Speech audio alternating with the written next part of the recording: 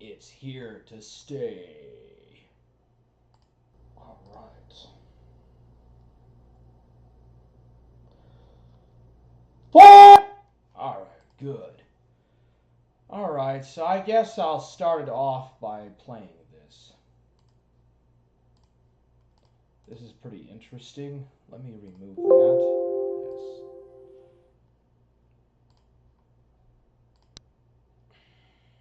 Forget that we're just monkeys with clothes. If you took all of life on Earth and you compressed it into one 24-hour day, anatomically modern man shows up at 4 seconds before midnight. Cave paintings at 1 second before midnight. We've been playing at civilization for a fraction of a second. Everything is going into exponential change, from education to quantum computing to cryptocurrency to transport to macroeconomics to geopolitics to climate crises to everything. It's breaking our brains. We're overwhelmed, we're collapsing in grief. It does feel that the handrails, the things that we used to look to for stability and security, have just evaporated. If we've experienced a collapse in meaning, how do we go about restoring it?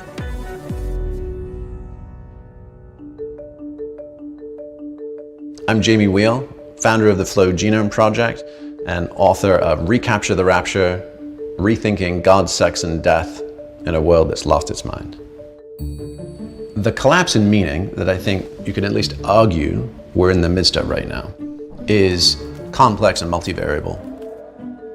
We've had a collapse in traditional organized religion, what you could call kind of meaning 1.0. For the first time ever, the nuns, the spiritual but not religious, like the none of the aboves, is the largest and fastest growing religious movement in North America. I'm Jamie Wheel, founder of the Flow Genome Project. Okay, good. So there's anybody watching? Doesn't look like it. There are increasingly folks that feel like, hey, those stories, those codes, those ways of being don't match my identity, don't match my choices, don't match my community. So organized religion is no longer a place to hang our hats, and at the same time, modern liberalism has also been getting a little creaky. That's meaning 2.0. Think of the ivory tower in academia, news media, businesses and corporate titans in leadership, potentially even medicine. And you just take those and you just go one by one. You're like, oh, well, Goldman Sachs sold Middle America down the river in 2008. McKinsey helped Purdue Pharma sell more OxyContin well after the negative effects were demonstrated. The New York Times and the Wall Street Journal, which used to be considered the journals of record, are now imploding. And the same thing with doctors, the same thing with corruptions in peer review and the replication crises. Basically everything you've ever seen on a TED Talk is probably crises. Basically everything you've ever seen on a TED Talk is probably not true. So all of the places that we used to use rules of thumb or decision-making shortcuts, that's just evaporated. So in that collapse, we're getting fundamentalism on one side and we're getting nihilism on the other. We're getting diseases of despair, we're getting real heartbreak. I think you could make a case that that is why we're seeing this uptick in conspiracy theories of all stripes. Will anybody make sense of all of this nonsense for me? If you can give me a happily ever after, if you can tell me that I'm one of the good guys and you promise to get me to the other side, hundreds of thousands of people these days are deeply vulnerable to that promise. These are rapture ideologies. We can see examples of that with ISIS and Christian Zionism. But I think what is equally important to note is that they show up in Wall Street, in Silicon Valley. All of these rapture ideologies share the same structure. Number one, the world as we know it is screwed. Number two, there's an inflection point coming soon. Number three, As soon as we get to that inflection point, me and mine, the elect, the saved, are going to score one of the golden tickets to the other side. Number 4, so let's get there as fast as possible. Don't worry about the collateral damage of the world we're leaving behind. So the question then is, how do we create liberating structures so that a lot of people all around the world can experiment, innovate, and adapt their own approaches to finding and restoring meaning without it coming tops down? If we want to create meaning 3.0, right, which is a blend of traditional religion and modern liberalism, right? How do we have the salvation that religion promises and the inclusion that modern liberalism is committed to? From meaning 1.0, we need healing, inspiration, and connection. From the modern liberal side, we want this to be open source. We want anybody, anywhere to have access to this. It needs to be scalable, really cheap, or outright free. And then the third is it has to be anti-fragile. As Mike Tyson said, everybody's got a plan till they get hit, right? So the idea of an anti-fragile solution is one that actually digs in and gets stronger, more rooted, more effective as things deteriorate around it. If you want to do things that everybody has access to that are effective, start with evolutionary drivers like breathing, sexuality, embodiment, substances, and music. Our nervous systems and our bodies can actually be profoundly potent tools to discharge trauma and to prompt peak states and inspiration. Bringing that design thinking approach is an attempt to support that. So that would be the hope for Meaning 3.0. It doesn't promise an out or an escape. It doesn't promise a happily ever after that is structurally different from right here, right now. We need tools to mend our trauma, tools to reconnect with inspiration, why we're here and what it all means, and tools to better connect with each other. And if we can do that, then we stand a chance of recapturing our rapture, our bliss, our contentment, our belonging, our passion, and the story of who we are, the story of where we're going, and the commitment to figure out together, what do we do now? Get smarter, faster, every week with videos from the world's biggest thinkers. Altered states of consciousness. Is this still going? Alright, so yeah, I wanted to start off on that note.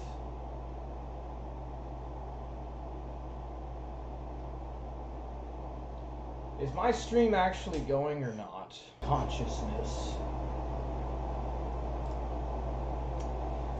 Yeah, it's good. I don't know why it says that I have no viewers and it says that I have one viewer. I mean, like, come on, dude.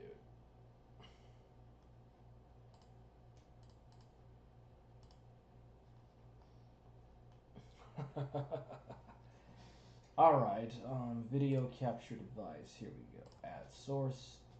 Add source. Close. And I wanted to, I just wanted to consider, watching that and showing it on stream before, I started to really talk. What really is reality? What exactly is the meaning of the here and now? Because we're going into an age of nonsense. nonsensical. Ethan Ralph. I don't I saw a want to video of watch. him like 6 months ago. This one wasn't in Portuguese. Yeah, I don't want to watch that. I'm not interested in watching that. Sorry there.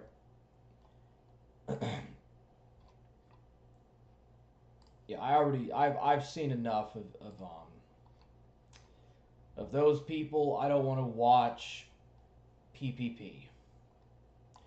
I want to care more about what I have to say, because that's what my stream here is about. Let's see here.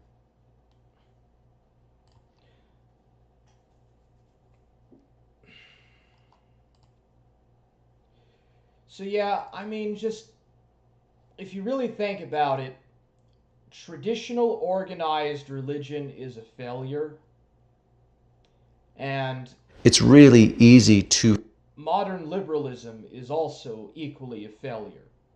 You know, so now we're moving into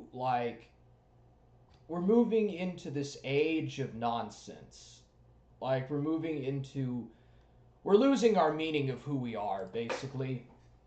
As we continue into the 2020s and the 2030s, it just seems like we're losing all sense and meaning of who we are. It's like we're losing our sense of self, our sense of identity, you know. And now you have like neuroscientists that are actually saying that reality is non-existential. It's just we're living in a VR simulation. Okay? And this is a continuation of Gnosticism. This is a continuation of the Gnostic teachings. I shaved, by the way. It's a continuation of the 2nd century Gnostic teachings and doctrines. You know, I mean, we've always, had trouble with perception of what we're trying to go for, what exactly our purpose here on earth is. And for a very long time in the Western tradition, or in the tradition of Western secular thought and organized religion, we had those confirmed answers, supposedly. With the setting up of the Enlightenment and, the advent of modern science and stuff, and all throughout the 20th century, discovery after discovery brought back or supposedly yielded positive logical results that confirmed our place in the universe. And now here we are going back into pre-modern superstition, going back into this sense of wanting to embrace complete nihilism or religious fanaticism. We're returning back to what we did in the Dark Ages, or even before the beginnings of civilization, in a way.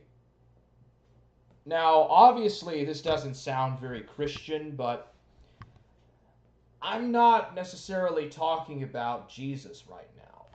Not everything has to pertain to the Bible or to the history of the church and stuff. Okay? I'm sorry to tell you, but the Bible has a lot of good information for spiritual matters, but it doesn't have the answers to all of the questions that define ontological reality as we understand it. Okay? And neither does science. Science and religion doesn't have the answers. So people waste their useless freaking time with watching these crappy ass Marvel movies about the Avengers and all this other crap in order to, I don't know, kind of dissuade themselves that their lives are worthless shit. Okay, you're gone, bro. I'm not going to entertain your garbage. You can fuck off. Bible is not real. No, your thoughts and opinions don't matter, and they don't hold nothing here in this chat. So go find someone else to bother. So what exactly, I mean, dude, what exactly is the higher meaning of reality? Like, what exactly are we supposed to look for? I'm going to tell you right now that these scientists, they're every bit as clueless. They're just every bit as freaking clueless as all the rest of these dipshits. What's up, Faggot Stomper 1488? What's up, man? God bless you, Warhammer. Hey, man. Yeah, I just... Is there an external reality? This crap. Of course there's an external reality. The world exists, it's just that we don't see it as it is. We can never see it as it is. In fact, it's even useful to not see it as it is. And the reason is because we have no direct access to that physical world, other than through our senses. And because our senses conflate multiple aspects of that world, we can never know whether our perceptions are in any way accurate. It's not so much do we see the world in the way that it really is, but do we actually even see it accurately? And the answer is no, we don't. However paradoxical it sounds, if we think of what is visible as just what projects to the eyes, we see much more than is visible. Let me give you an example. I walk into a room and there's graffiti on the wall. And imagine it's graffiti that I find really offensive. I look at it, I flush, my heart starts to race, I'm outraged, I'm taken aback. Of course, if I didn't know the language in which it was written, I could have had exactly the same retinal events and the same events in my early visual system without any corresponding reaction. Much more shows up for us than just what projects into our nervous system.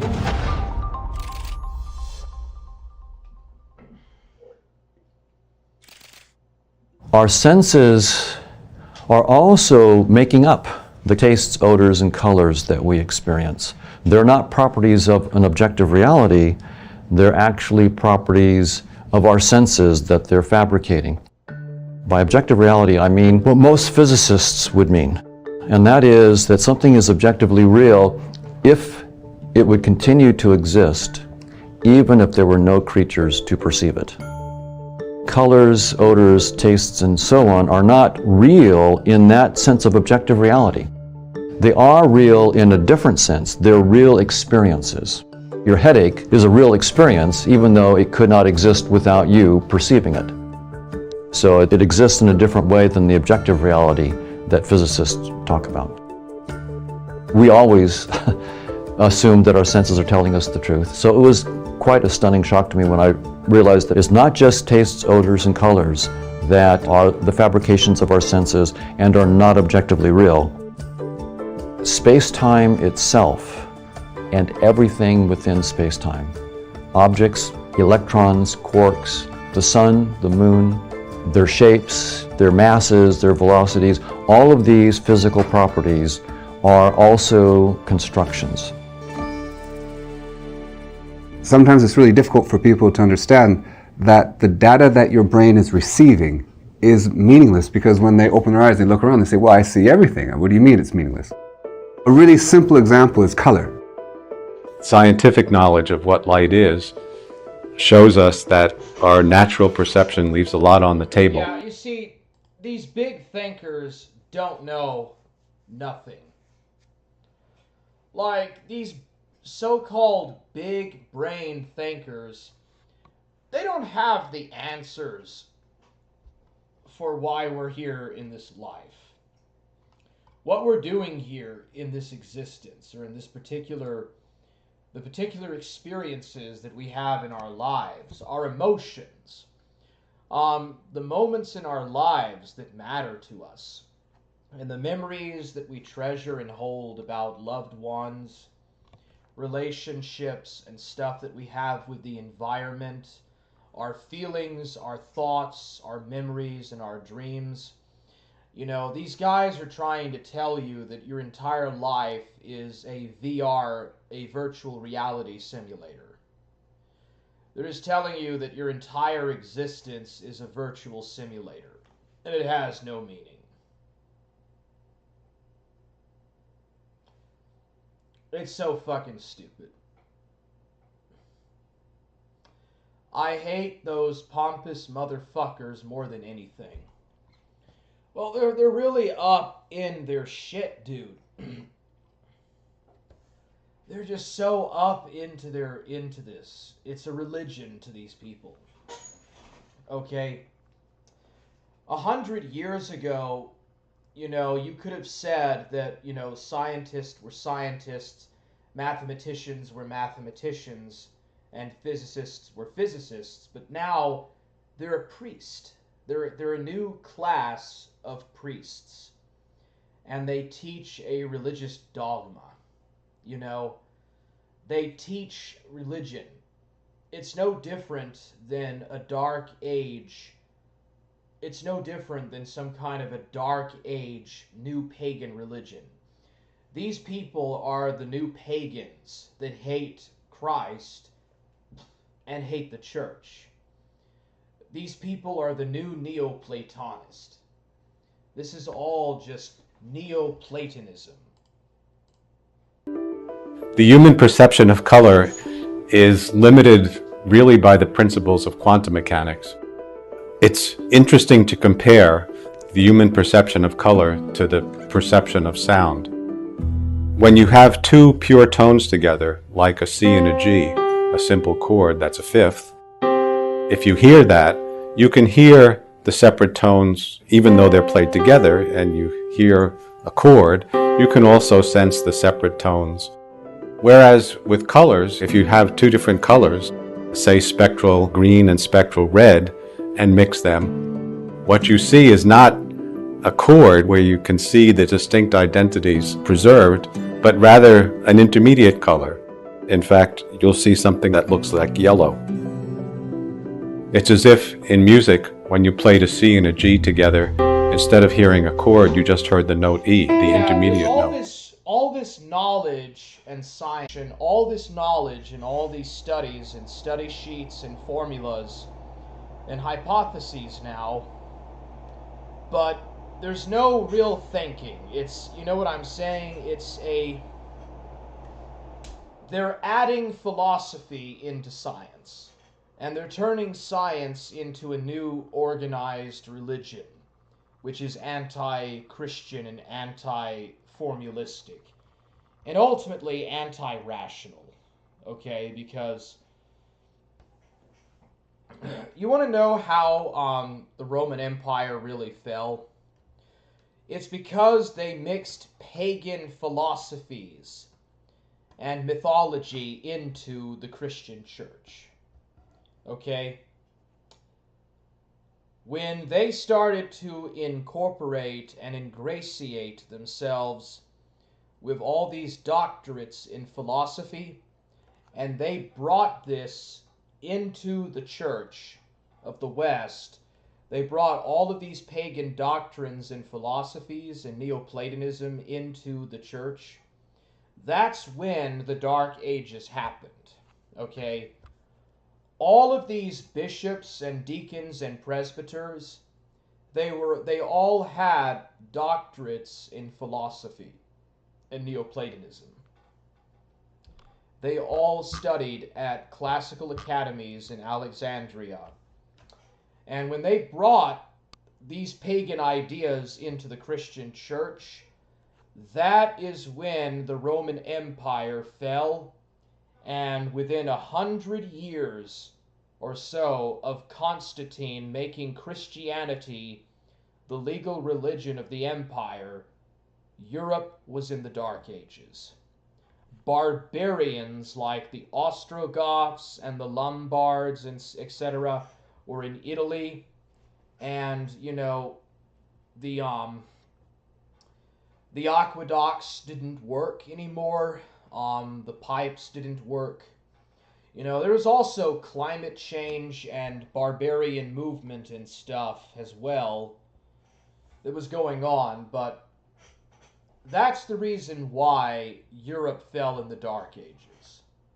Another reason, too, was because of Islam destroying the Christian centers in the East, preventing the transfer of that knowledge in the Hellenist East from going to Western Europe, to the white people in northwestern Europe and Italy, and, you know, bringing about a revival of culture, which did not happen until the Crusades.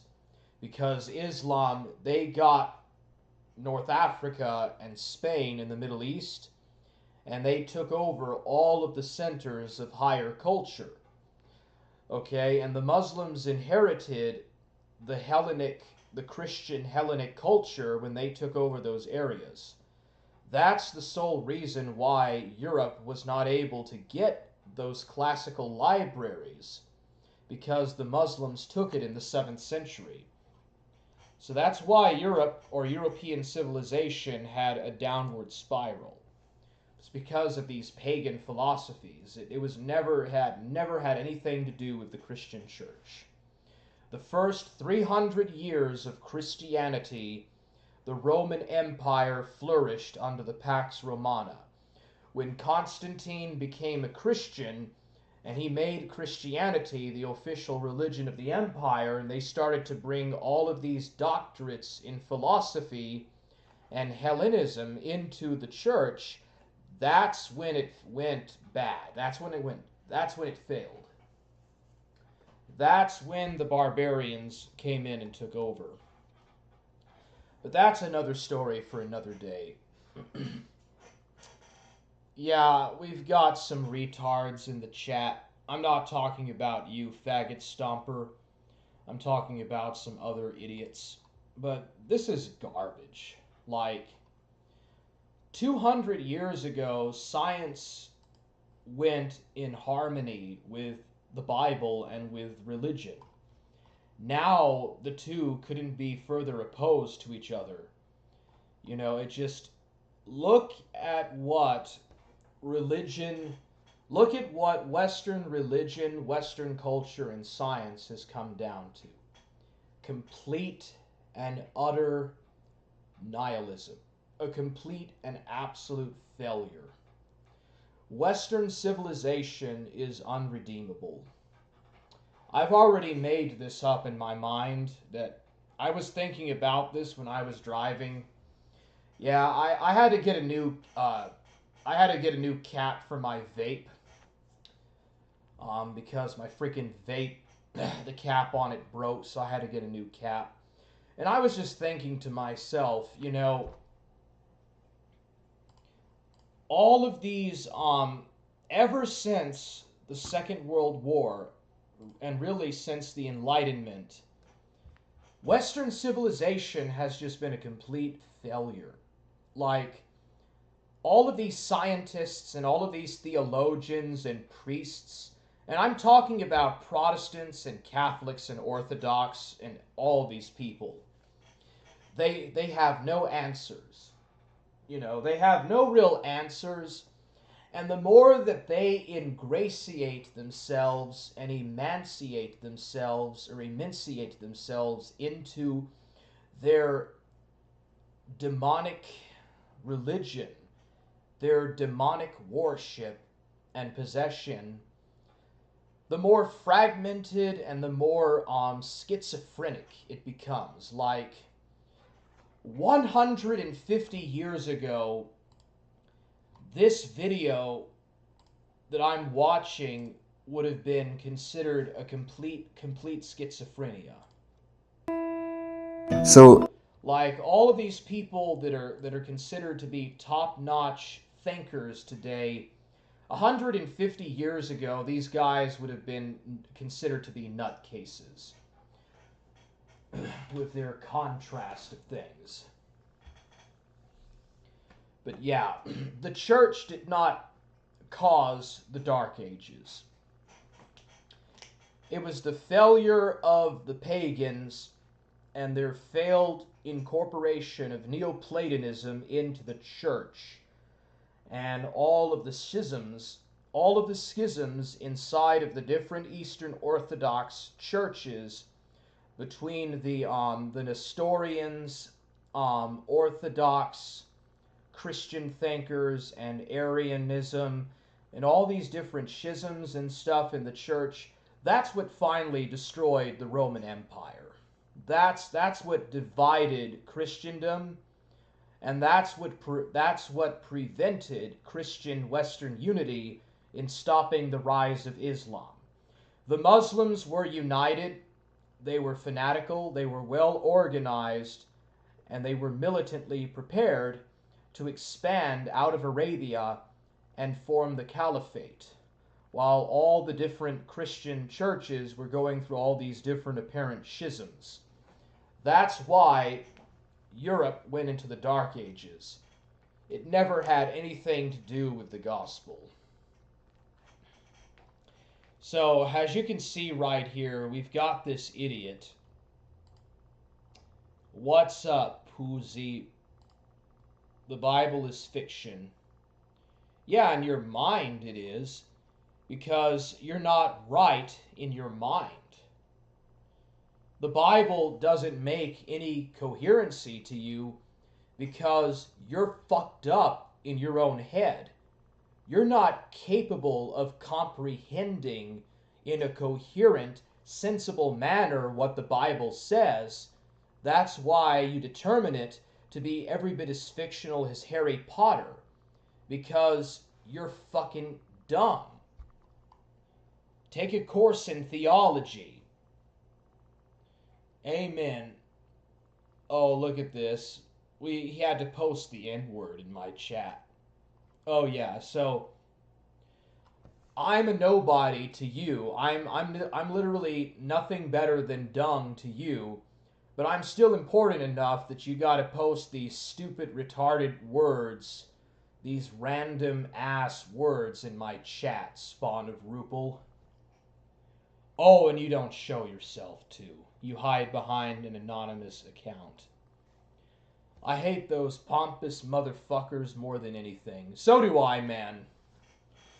But I'm not in a position of power and ratification. I'm not in a position to rectify my political platform and my theological dogma or my theological positions.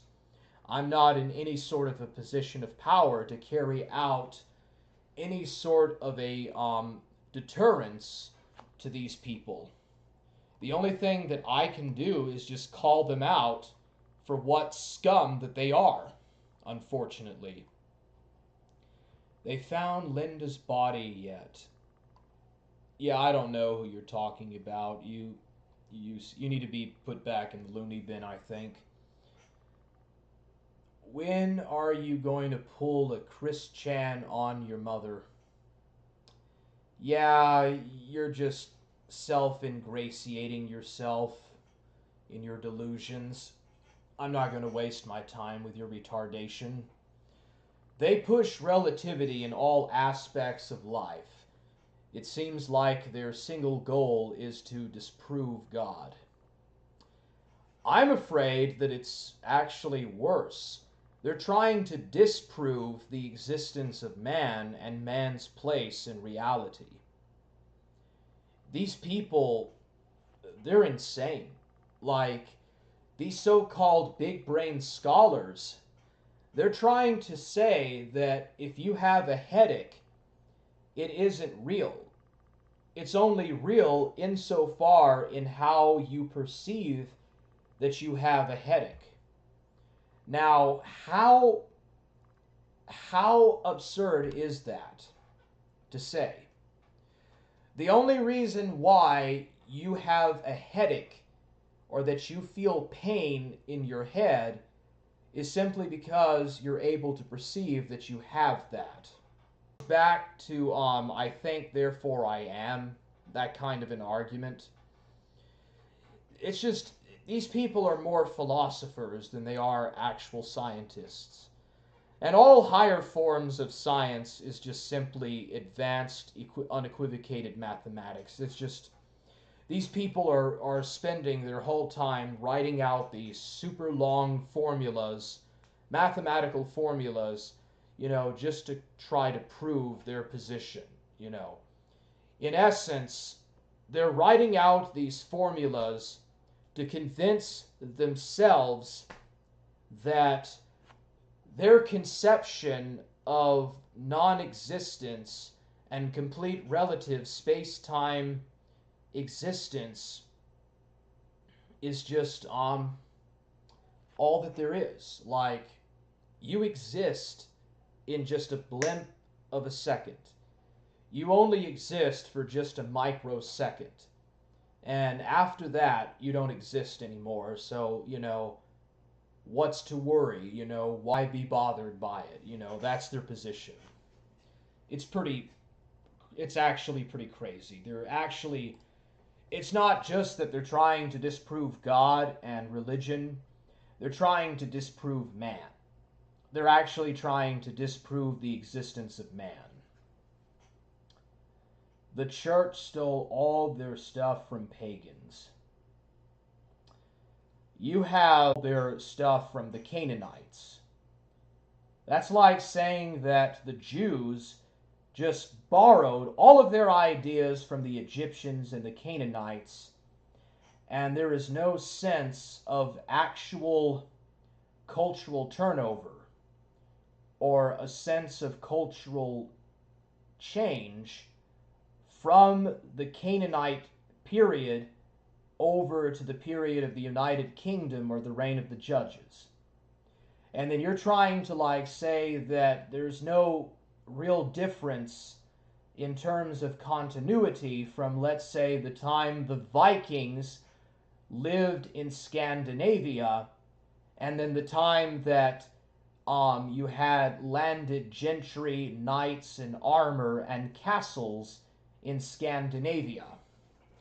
You're literally trying to convince yourself that there is no difference between the culture of the Vikings in Scandinavia 1,000 years ago and the Scandinavians now. And there is definitely, of course, genetic continuity between both. They are, racially speaking, Vikings. But Viking is actually only an occupation.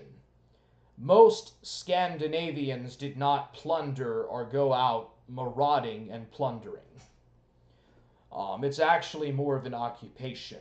But you're trying to say that Christianity, people in the Mediterranean, got rid of Greco-Roman paganism and replaced it with Christianity.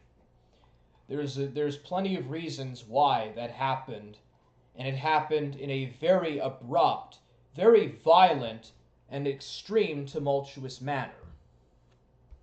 There was no oh, well, I'm a pagan, and I give sacrifices to the emperor, I worship Apollo. Well, I'm going to go to church now and become a Christian. No, that's not how it worked. Okay, there's a lot of things to notice from reading the gospel, reading the epistles of Paul, and the epistles of James and Peter, and understanding what they were saying that convinced these people to become Christian. There's a lot more stuff going on than just, oh, well, the church is just a continuation of that Roman temple. No. Yeah, I don't know what you're going on about. John just ended all right now on cam. Do a pagan blood worship. Dude, I wish that I had my StreamYards right now so that I could show this guy's comments. I just wish that I could show these things right now on stream because it's so schizophrenic.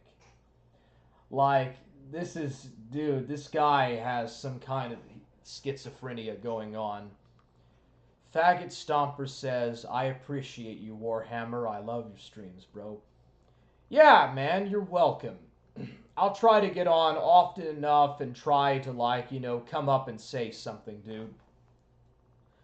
Forge! Yeah, bro, you know I'm not Catholic, but I like some of them more than Mormons, but they both are messed up. Protestants, too. Bro, Ghost of Niccolo, all these people have fallen short of the gospel, okay? Just like how the Levitical priesthood always fell short of the Mosaic law and the codes of Leviticus, all of these churches and all of these so-called holy apostolic church organizations have all fallen short of the grace of Christ. Okay? Churches are symbolic of the people who operate them and the people that go and attend them. That is to say, the church today is a reflection of the culture, the modern culture that exists today, and not so much the culture that was in the first century.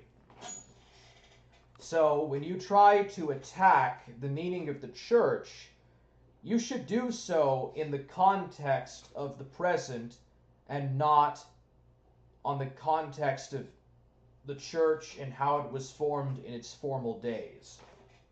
Okay? The Christian church today is just a product of modern Western civilization in all of its corruption. Amen, Warhammer. Yeah, thank you. I'll be right back. I'm charging up my vape.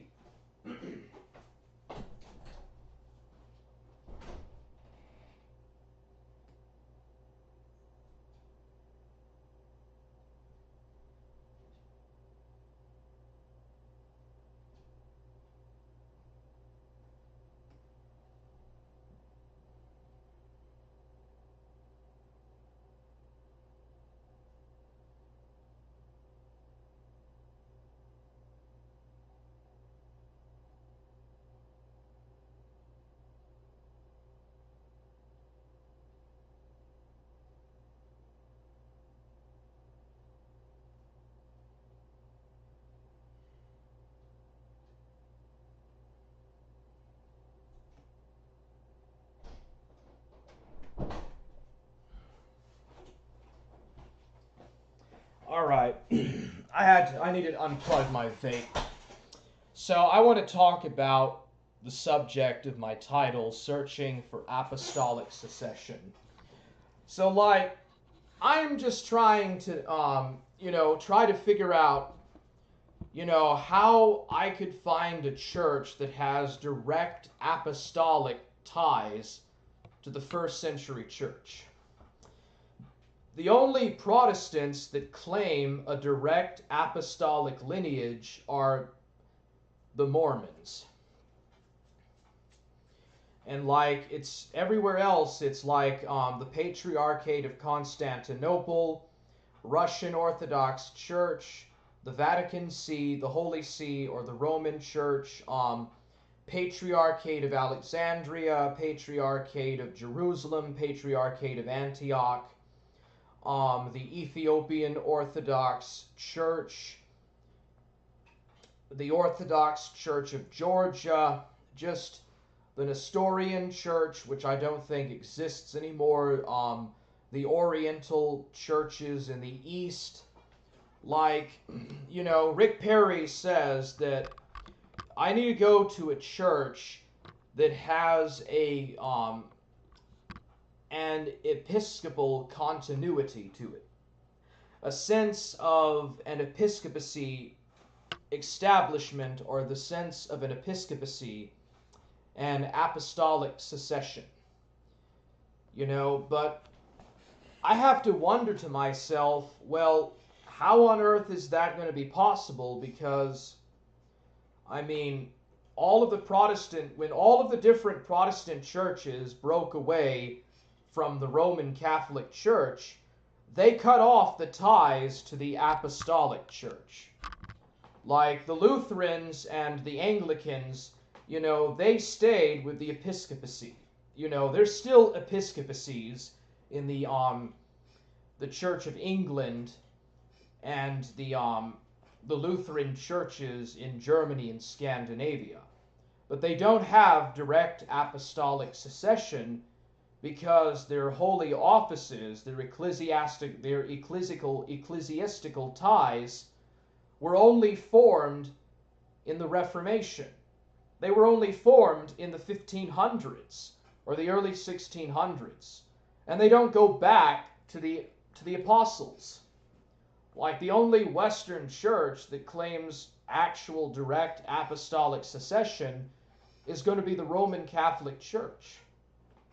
And then here's the next problem. In 1776, when the American colonies or the American states, when they declared independence from the King of Britain, they declared independence and separation from the Archbishop of Canterbury.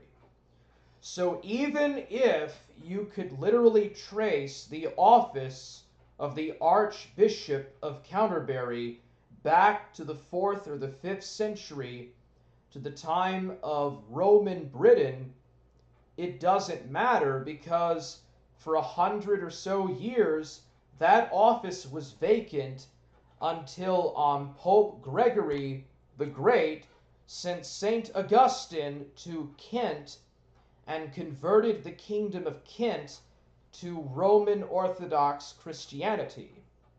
And that was in the early 600s. So the Archbishop of Canterbury's office does not go back to the apostles.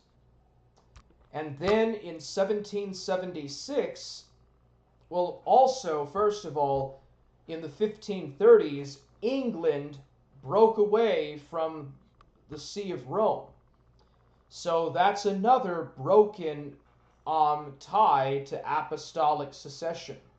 And in 1776, the southern colonies, they declared independence and they left the United Kingdom. And when they did that, the Anglican Church or the Episcopal Church in America, the Lutheran churches in America, they lost their apostolic or ecclesiastical ties to the Archbishop of Canterbury and to the bishoprics and episcopacies in Scandinavia and Europe, respectively.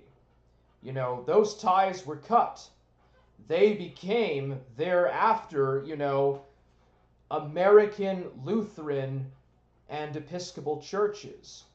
Not to mention in the 1800s and 1900s, the Episcopal Church broke down into a low church and a high church form of Anglicanism. And also the Methodists broke off from the Church of England. So what exactly am I trying to find with apostolic succession? I'm thinking and wondering here to myself, bro, even if I were to become a Catholic, the episcopacies and the bishoprics of the Catholic Church in America, they only go back to the 19th century. They do not trace back to the 1st century. None of the American Catholic or Orthodox bishops have direct apostolic lineage because America was not even known in the ancient Eastern Mediterranean of the 1st century. What exactly is the meaning of apostolic succession? And what exactly am I looking, or what anyone would be looking in terms of trying to find apostolic lineage? It doesn't exist. It's not there. At least not in the Americas.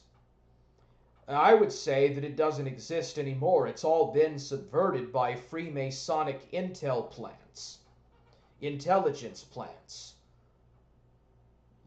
Dude, Western civilization deserves to fall. It's, that's just the reality.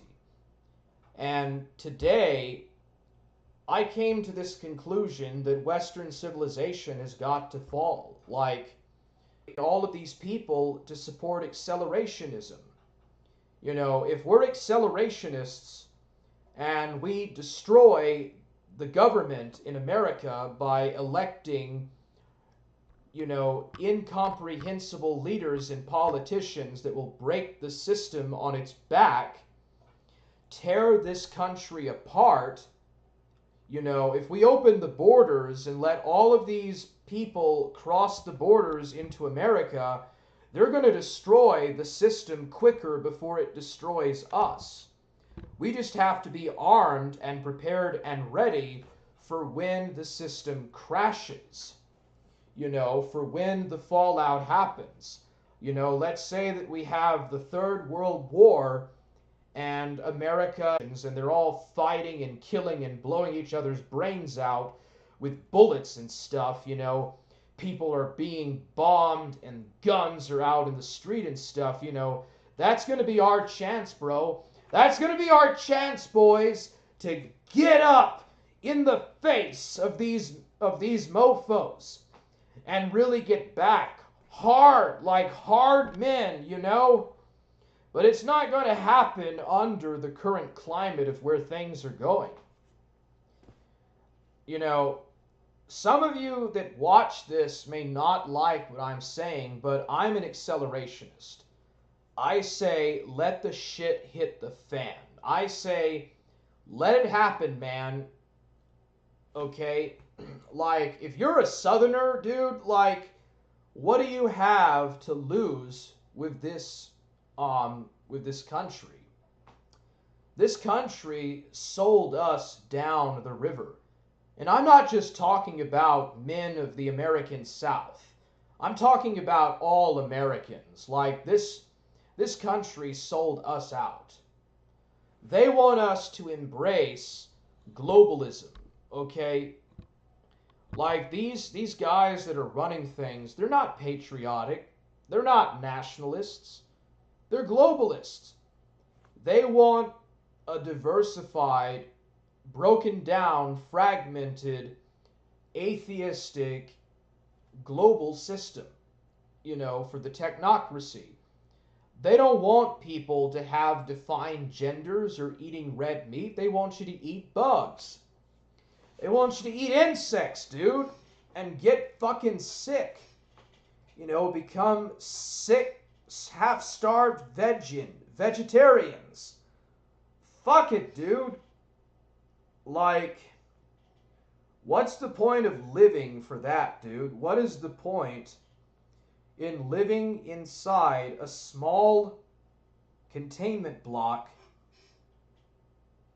and spending like 90% of your life in virtual reality? Living inside of this nightmare of the technocracy. Why not embrace accelerationism?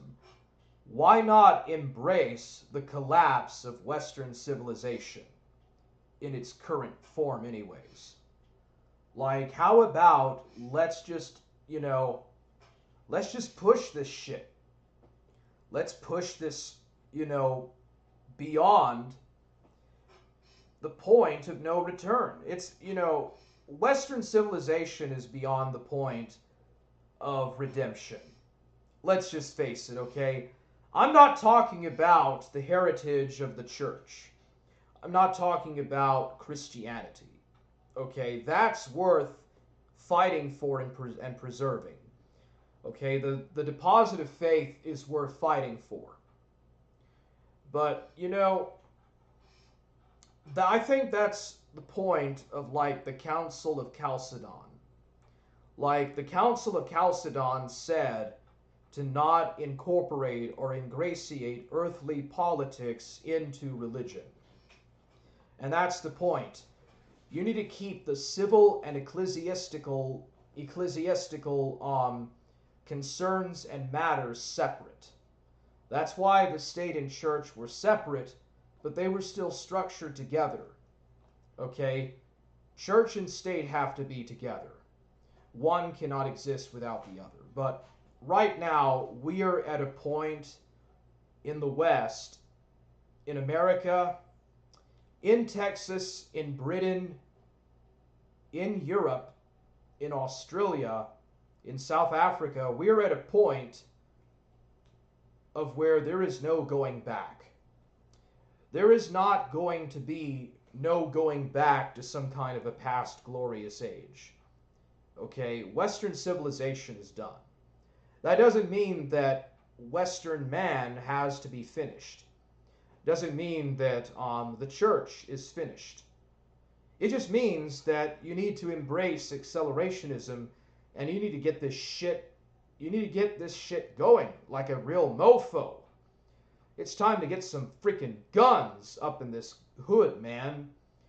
It's time to elect leaders and officials that are so insane and so corrupt that they will bring down this global empire or this global system in a matter of a few years, okay? Get some idiots in there that'll start this third world war up, that'll get this second American Civil War going. You know, get this boiling pot up to the hottest, possible temperature in the oven, and get this thing kicking off, dude. I say, let's embrace it, man. Let's embrace this idea of breaking modernity. What did modern civilization ever do for you or for your loved ones or anyone that you know any good besides probably cause one of your family relatives or closest friends to die of cancer? What good does it do to have all of these degenerates and criminals and sexual vermin walking the streets? People living out in these tent cities, and they can't get off the drugs. They can't get off the heroin, and they will do anything to get that freaking heroin. What good does it do to embrace this modernity? I say become a Luddite. I say become an accelerationist. And I say let's get this rice cooker going, man. I say that we get these firecrackers popping and we get this shit hitting the fan as soon as possible, man. We need some bloodshed and some war and high casualties in this part of the world, bro. Because, there is a saying. There's a saying, good times make weak men. Okay? Good times make weak men, and hard times make strong men. It's a pretty good quote. Hard times make hard men. Yeah, what's that saying? Yeah, here it is. This is a saying. Hard times create strong men. Strong men create good times. Good times create weak men. And weak men create hard times. I'm going to say that one more time. Hard times create strong men. Strong men create good times. Good times create weak men. And weak men create hard times.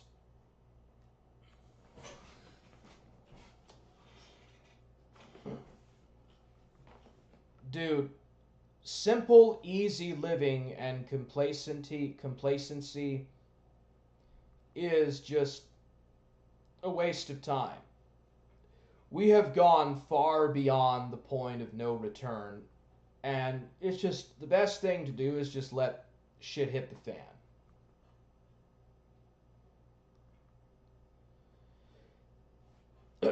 accelerationism is cringe. Who makes things worse to make them better? Doesn't even sound right. Well, it's going to happen anyways. Chauncey, fat sack. What's up, Chauncey?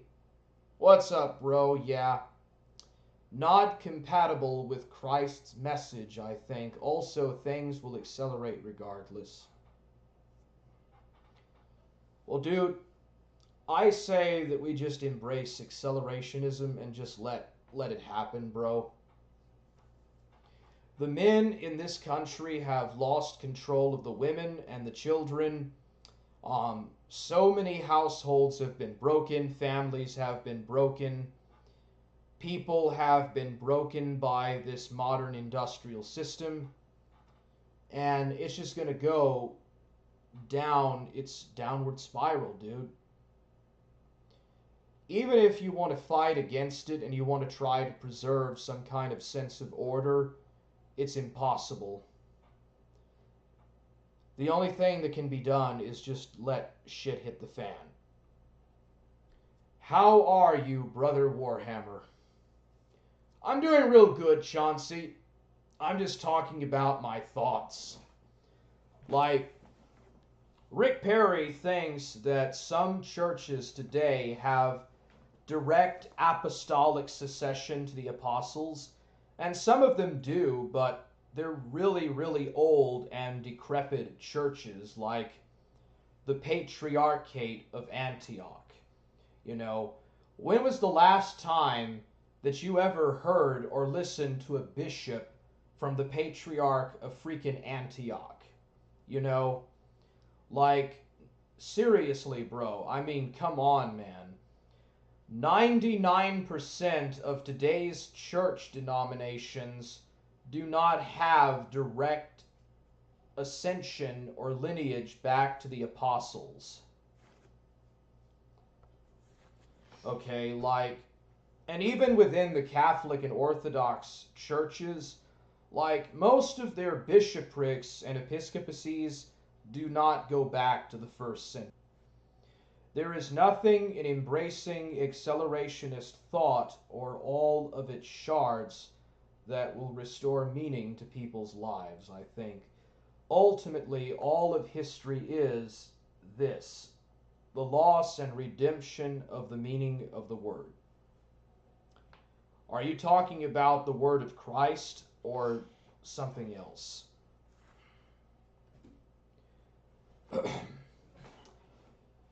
You know, when Daniel was writing his prophetic writings, or his writing down the interpretations of Nebuchadnezzar's dreams, he was specifically talking about the Hebrews in the Persian Empire. After Jesus came and died and was resurrected and the church was formed and stuff, a lot of things really changed. Physical Israel was replaced by spiritual Israel, which was now the church. And Daniel did not know that that was going to happen. Like, Daniel knew that there was going to be a personal redeemer that would come in the form of the Messiah, but he didn't know who Jesus was or what the church was going to be and all of that. So, yeah, I'm just saying, like, that's probably why John was inspired to write out his revelation, to be more of a composite and more of a further disclosure for, you know, the fullness of the times or end time prophecy than Daniel. What I like about Catholicism is no divorce and there are family values. Isn't there a lot of sex scandals involving the priesthood in the Catholic Church? Like, they seem to have a lot of issues and problems with sex scandals and other, like, just all sorts of issues. But I guess that's normal in all denominations. But really shouldn't add too many traditions to the scriptures, because all of these rituals and traditions will take away the actual literal meaning of the Bible. Christ is the best example for the meaning of the words, so yes. Not so much the religion, but the family philosophy.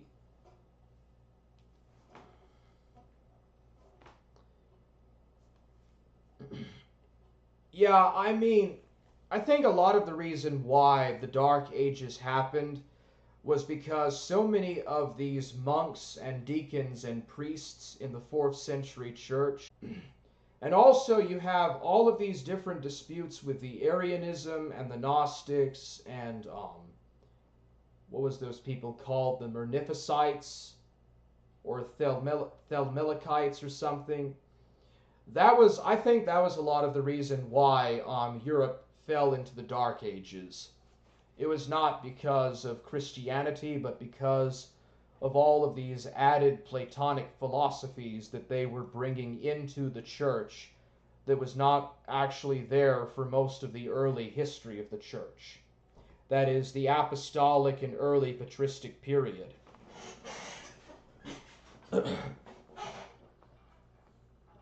But yeah, I mean, that's just my personal take about it. But yeah, it's going to be a long time before Jesus comes back. And things are only going to get worse. Much, much worse than they are now. Either we're going to go into a complete, absolute, complacent technocracy with the smart cities, complete takeover of the smart cities that they're going to build, these futuristic, giant, all-encompassing cities where people will be very easy to be controlled and manipulated, or it's going to go into something very nasty like, some kind of a lawless fratricidal war.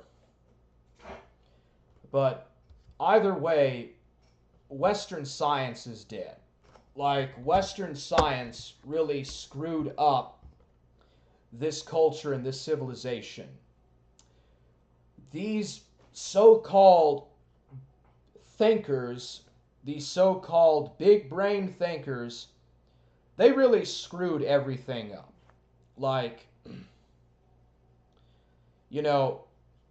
these big thinkers, these philosophers, these scientists and mathematicians, they went way too far with this stuff. And now you can just see at the beginning of my stream how inconsistent these people actually think. It's just gone really too far now. It will get worse, but we will endure what is to come and see the perfect reward of endurance. It is no coincidence that through suffering Christ was made perfect.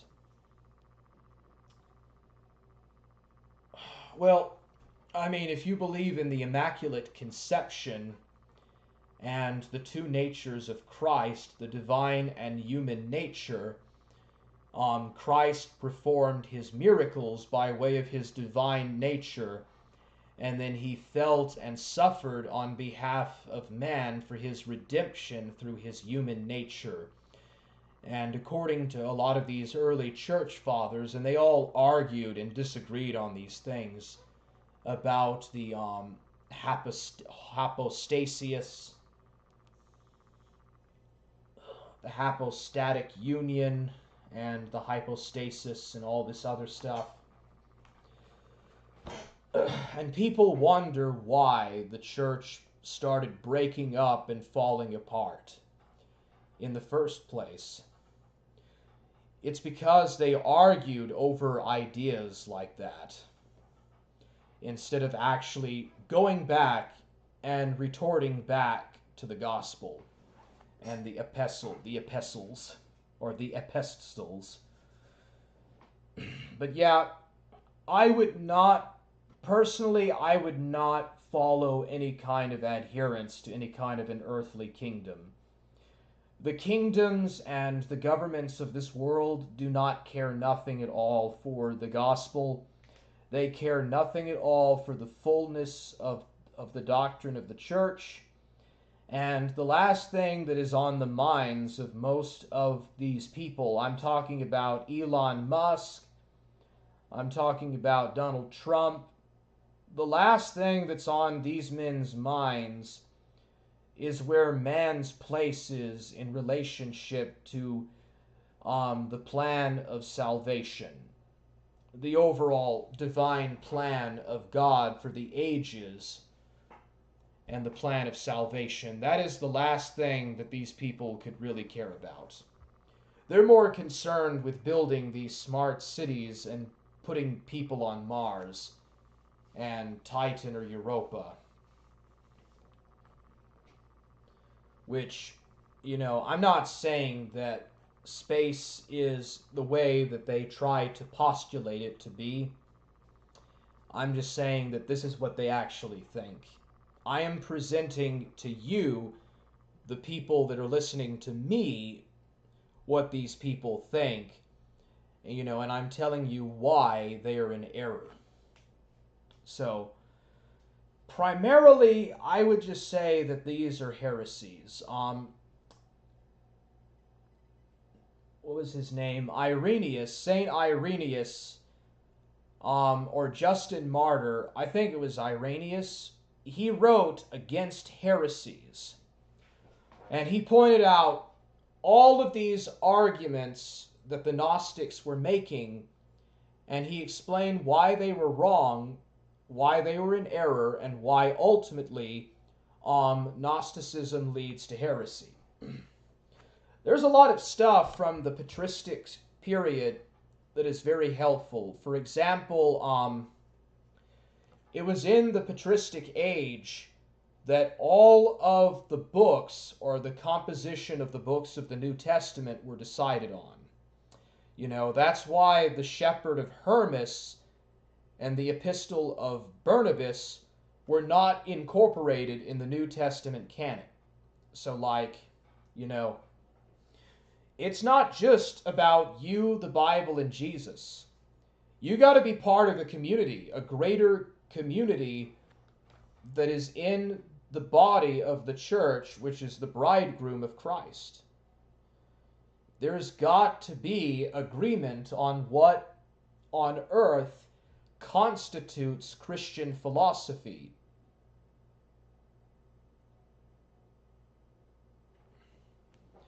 I spend any scant free time left arguing with Gnostics.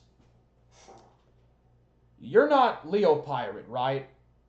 I mean, yeah, you're not Leo Pirate. I'm pretty sure you're a different. I'm pretty sure that you're not the same person as Leo Pirate. Yeah. Well, anyways, I'm just saying that there's got to be. Most aren't read enough to call Gnostics on their BS, so I feel obligated. Okay, yeah, that's what I thought. Yeah, I didn't think you were Leo Pirate, and you're not KKG either. Yeah, I knew. I kind of already, I was already thinking that, yeah, this guy's not Leo Pirate or KKG. So anyways, yeah. Well, man, did this really blow over into a rather overextended argument about what in the world is to be interpreted as inspired and what is to be considered heretic or heretical. Anathema, heretical, blah, blah, blah. I don't know, man. Have you ever read any of John Calvin's books? Have you ever read anything from Martin Luther or John Calvin, if I may ask? KKG is a good man. Yeah, I'm not saying anything negative about KKG. I'm just merely substantiating that Crail is neither KKG nor is he Leopirate. I'm just saying that they're three different people. And yes, all three are very well learned in Scripture. I'm just merely substituting or substantiating that they're not the same people. Well learned in Scripture. Nah, this is the only name I use in places we have been besides loveless. Did Sasuke cancel his Leopirate stream? I actually didn't watch it. And the reason why I didn't watch it was because I already know all of these points and arguments for Mormonism and also against Mormonism. It's still up, actually. Yeah, Bible Time with Leopirate. Nancy, did you not catch the part of the stream where he said that Leopirate might actually believe that some of the Jaredite text is real?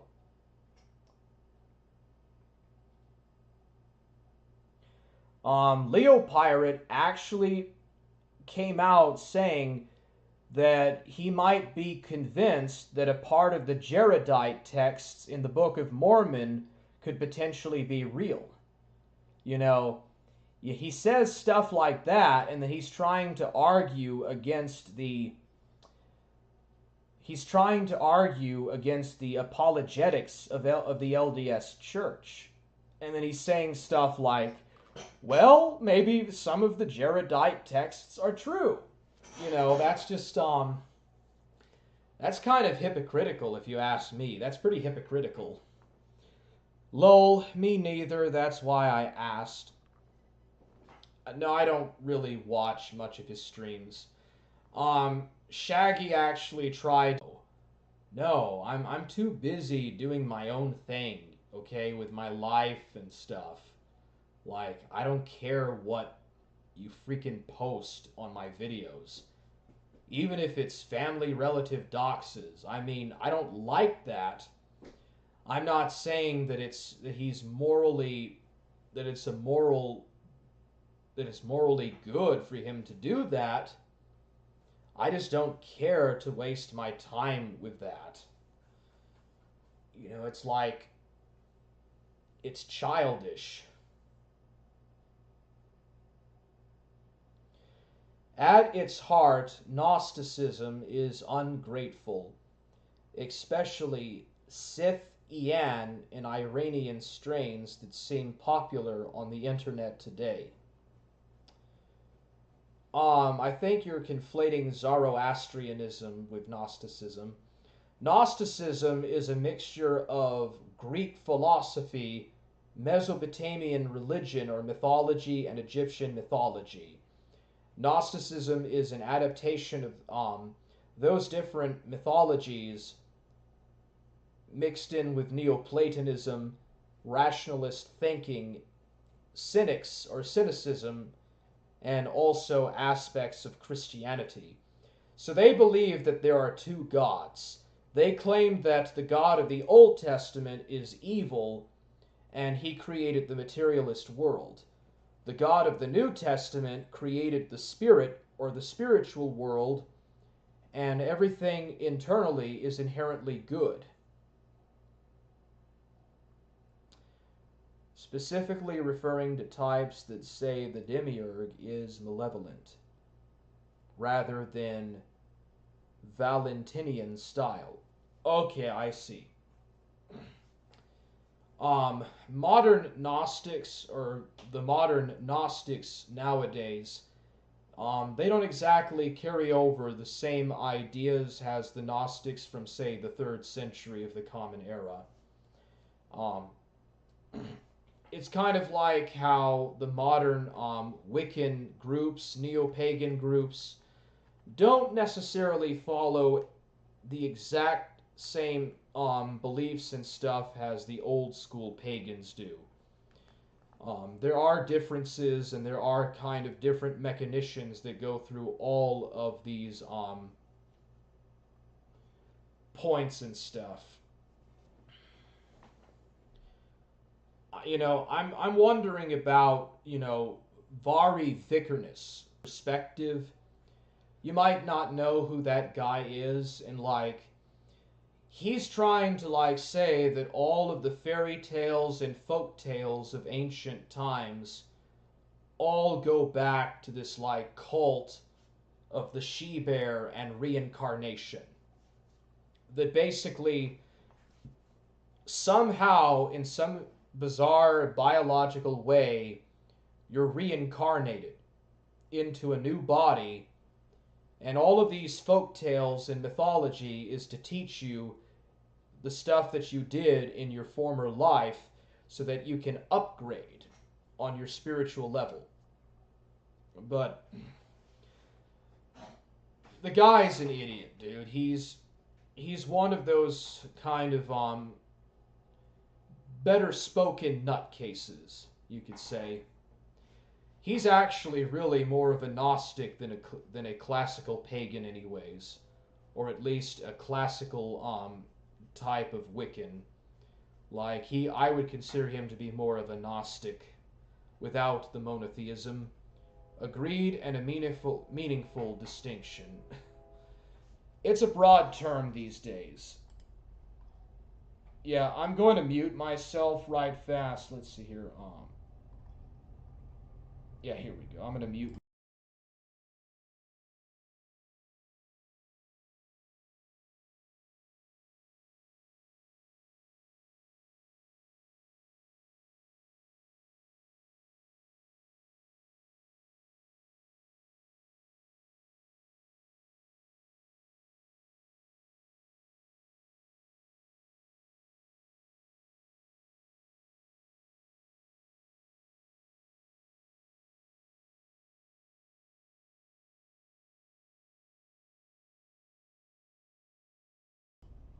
Yeah, that's so annoying.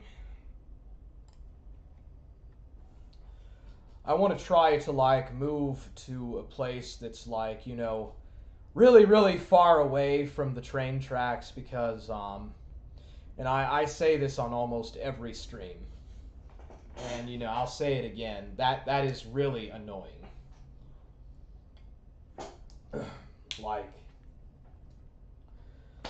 I can't really think of too many kind of sounds that is just more horrifying than that particular noise. But anyways, it's a broad term these days. In reference to Gnosticism, you mean? I love the MTV shirt. Yeah, when I wear this, I try to think of it like being, MTV back when they did music videos and they actually had good stuff or good content. This shirt, I try to look at this shirt and remind me of the MTV of my childhood and not the woke MTV of the here and now.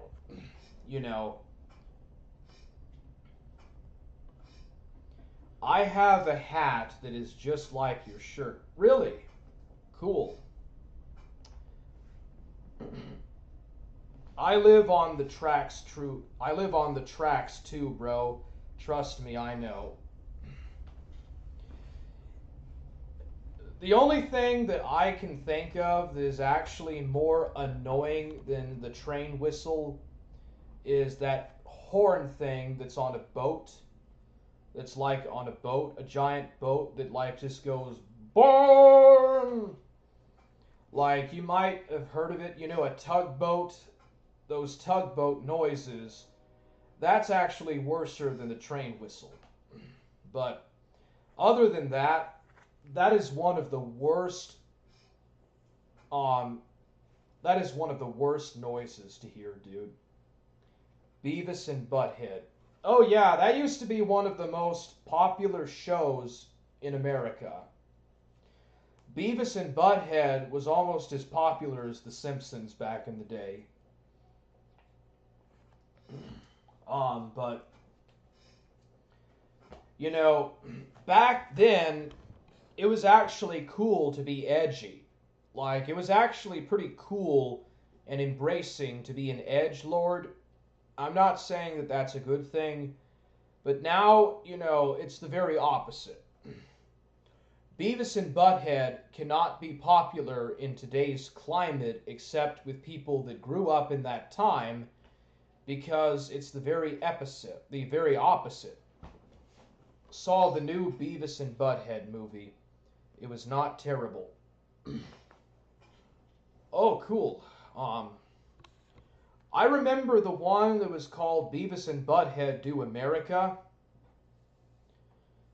That was kind of weird, dude, but yeah, I mean, I didn't know that they had a new movie. Aren't they trying to someone is trying to create a new television series of Beavis and Butthead or something like that?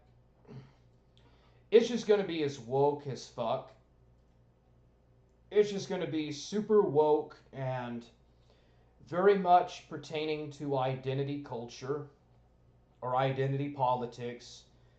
It's going to be like every television show nowadays. You know, that's what killed Star Wars. What makes you think it's going to be any different? After the rise of Skywalker, after that flop, Hollywood realized that they kind of had to really pull back about 10 years. So what they did after that flop at the box office, that is the rise of Skywalker, they kind of tuned it down to kind of more like Star Trek Into Darkness. They kind of tuned it back down to that level of wokeness, but you can tell that they're kind of starting to gradually, push back into it, dude. Female Beavis and trans Butthead. Yeah, it's with YouTube clips instead of music vids. The old MTV cartoons and music vids were good, now they suck. Yeah, that's my point, bro. It's because they embraced being an edgelord. Being an edgelord was embraced and was considered to be cool. It was considered cool to be a rebel. Now they want everyone to be complacent and pro-establishment, because 25 years ago they were not really making that many superhero movies. It was just usually Superman, Batman, Spider-Man. Now they got all these Marvel movies and all of this comic book shit.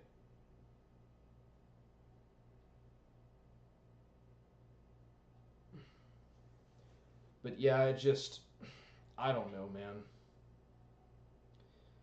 Warhammer, you should do a vid exposing the real history of the womankind. The Woman King. Yeah, I can, dude. Oh yeah, Chauncey, did you see that Aladdin remake from a couple of years ago?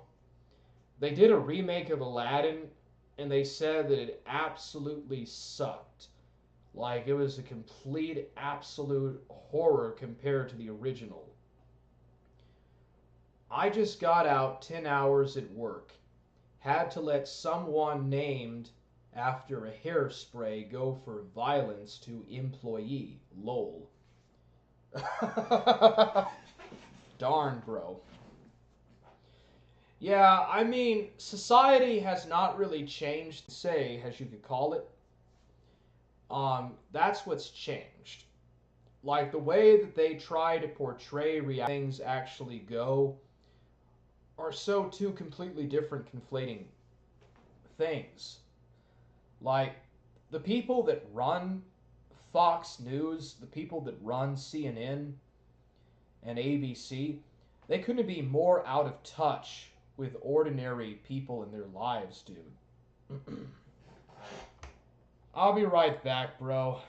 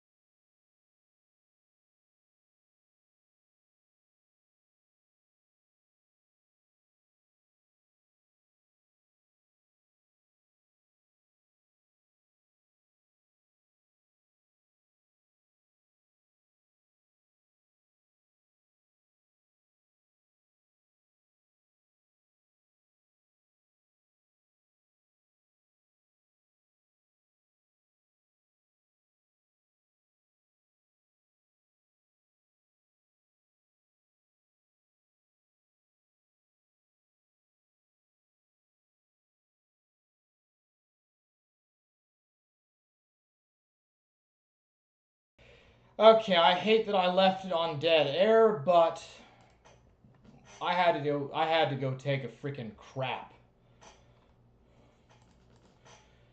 Yeah, I couldn't hold it anymore. That protein shake. Yeah, that protein shake, that went right through my system really fast. There we go. Okay, we're back. I'm back anyways.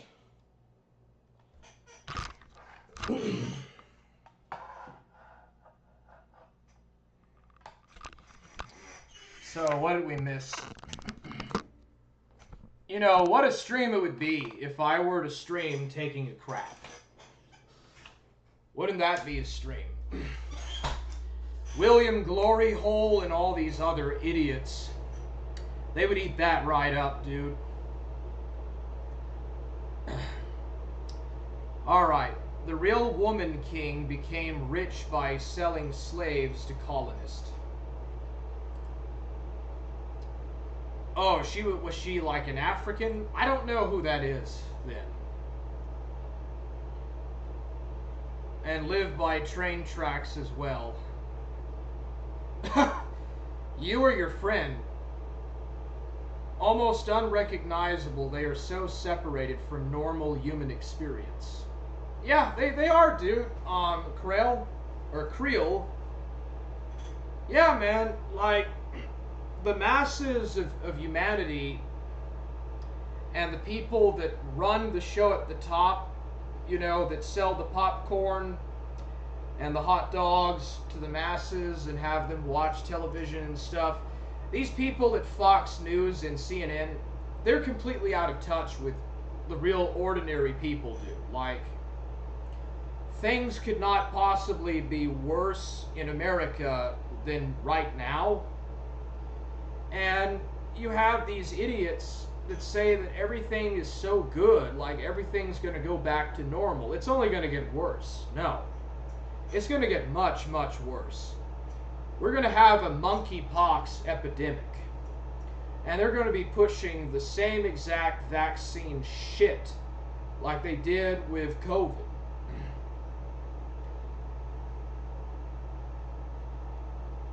I hate when the train, God, by ringing bells and blasting horns. Happens on every stream of mine, bro. Shakes the whole building, LOL. It doesn't actually shake up things in my house, but it's such a nuisance, dude. Sometimes there is shaking, but you get used to it, you adjust to it, dude. You just have to adjust. I like using the railway spikes to make weapons in my forge, though! Forge gang! Good steel. LOL, I'm still here.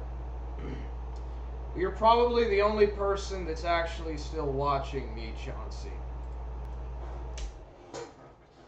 Well, I guess we can go watch what someone else is doing. Let's see here. Mormon Shaggy was live a while ago. Let's see what esoteric Shaggyism uploaded today.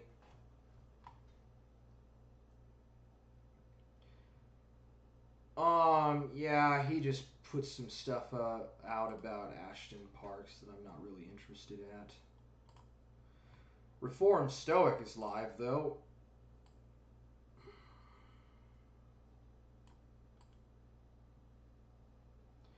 Wouldn't it be cool if, like, I could just make, like, a freaking, machete out of the pikes? Like, out of the steel pikes or tracks of the railway, dude, and, like, just go fucking slash at some motherfucking Mexicans, bro? You know, like, you know, just fucking savagely beat some mofos up. There has to be a reason your life gets better. Something has to cause your life to be better, and I don't know what's gonna cause that. I don't know what's gonna cause that, man. Yeah, I watched his video. He seems to come out with a video every day, and I watch it pretty much at the beginning of every day. I'm a fan. I think he's talking about more plates, more dates. Yeah, I saw you said you're struggling with your faith, Earth Bowl. It's not easy, man. God's not a genie. He doesn't just grant infinite wishes for you. That's not how it works. But you are supposed to pray for what you want, and you're supposed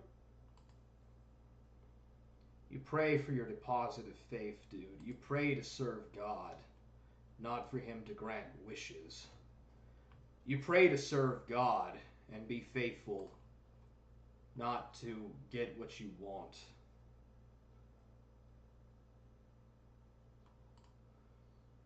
Well, it looks like Toxic Angel's about to go live. Lizard people exist, legit. Demigod.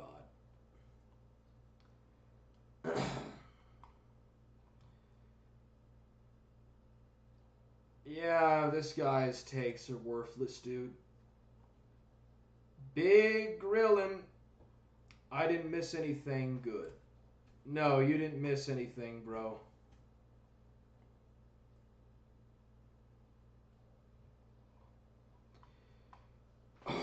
Dude, why is it that all these guys, they freaking hate Donald Trump?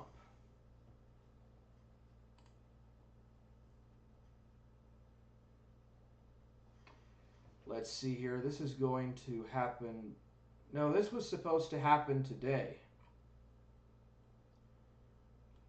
Dude, when is he going to stream?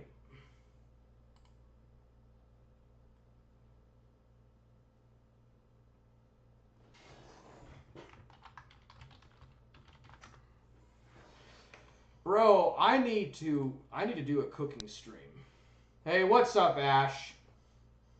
I don't watch channels that ban people like the Toxic Hug Box. I was just looking at what he was up to, bro.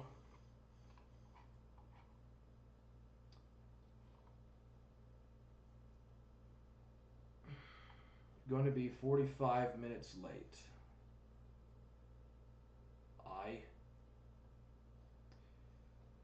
Well, it looks like he's going to be a lot later than just 45 minutes.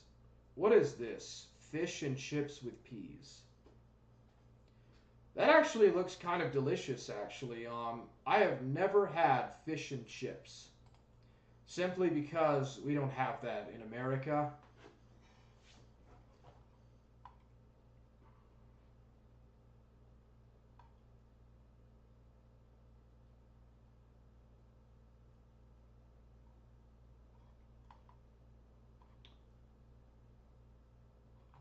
The philosophy iceberg. Who is Mr. Beat? Yeah, I don't care about what some nerd does, dude. Yeah, I guess we could just watch some of Stoic. I don't watch channels that ban people like the Toxic Hug Box. Dude, the only people that Toxic Angel wants to have on his retarded streams is people like Music Biz Marty, Mormon Shaggy, Hypa, and all the rest of the other crew from Hey Jaws. Ear Juice and all of that. I've heard some stories from Tree Master Bob about how Mormon Shaggy and Toxic Angel used to be the big spurgs, the big ass, irrelevant, know-nothing spurgs on Hey Jaws. And Ear Juice apparently always kicked them off his show or something because they had nothing valid to actually say. So, yeah. Apparently, they all knew each other originally because they were on Ear Juice's show. So, I guess that's how they met or whatever. The bad things. We're always on the lookout for the bad news. If it bleeds, it leads is a phrase that's used in the newscaster business, right? Because anytime there's bad news, you want to make sure that you get on that so people can be aware of it. Newsworthy, for example, is not the fact that there are nice little puppies running around the park and that the kids are enjoying the company of the puppies. That's just not that interesting. No, you want to report that there's been some horrible accident on the bridge and the bridge collapsed and everyone passed away in the accident. Not really much that I can A-log off of.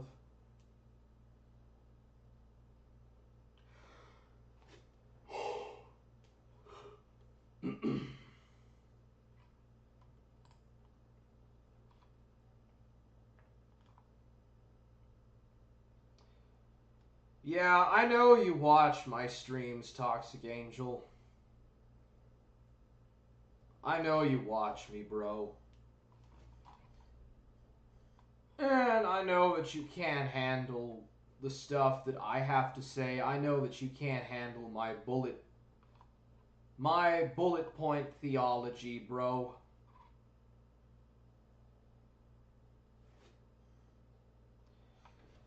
Okay, well, Third Four says he's going to start his stream, and it doesn't look like he's going to.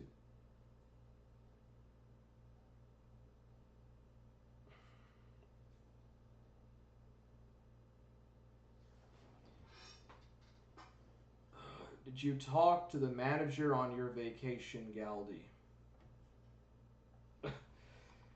You know, isn't it just kind of a coincidence that both, isn't it kind of a coincidence that both Galdi and Ghost of Niccolo happen to be on their vacation? You know, sometimes I just wonder if some of these guys are just trying to fuck me around or trying to fuck with me or something. I don't know, it's probably just paranoia, but I don't know, dude. You can never tell what somebody is doing, man. Stoic is afraid to debate. He's in his own little world, bro. It's hard to really know what is on Reformed Stoic's mind. I think that if he could settle down and have a really nice girl that he could, you know, do whatever he wanted with at his own leisure, I think that's kind of what's on his mind most of the time. You should watch Shaggy cry on his honest opinion. And we're live. Hello, good sir. Okay. 3-4 is streaming, so yeah, I don't really have much of anything else to say, so I think I'm gonna probably go watch 3-4.